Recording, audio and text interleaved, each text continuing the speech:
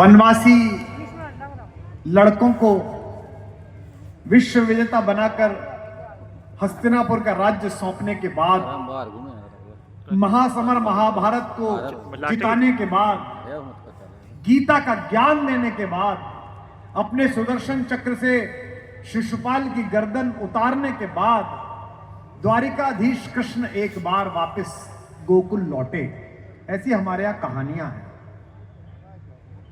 मैं गुजरात जाता हूं तो वहां के लोगों से कहता हूं कि हम आपको इस बात के लिए कभी क्षमा नहीं करेंगे कि हमने आपको बांसुरी बजाता हुआ कन्हैया दिया था, आपने हमें सुदर्शन चक्र चलाता हुआ द्वारिकाधीश लौटाया।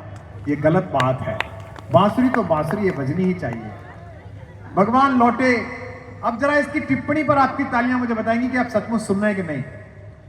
किसी ने राधा जी से कहा कि वो बावरी, कन्हैया आने वाला है। तब तक राधा जी की आंखें चली गई थी, हल्का हल्का दिखता था। दिन भर कृष्ण के नाम की माला फेरती थी और दूसरे हाथ में कृष्ण की दी हुई बांसुरी रखती थी, कभी नीचे नहीं रखती थी। कोई कहता था कि माँ इस बांसुरी को नीचे क्यों नहीं रखती हो, तो कहती थी नहीं, या मुरली मुरली धर के अधरा न धरी अधरा न धरूंगी। ये उनके होठों पर रखी हुई से जमीन पे नहीं रखूंगी, हाथ में रखूंगी सदा। अच्छा सुन रहे हैं आप, बहुत अच्छा सुन रहे हैं। अब मैं जानता हूं कि महिलाओं का बहुत स्नेह आशीर्वाद मिलेगा इस कविता पर, आप सबका भी। तो किसी ने राधा से कहा कि कन्हैया आने वाला, राधिका चुप रही।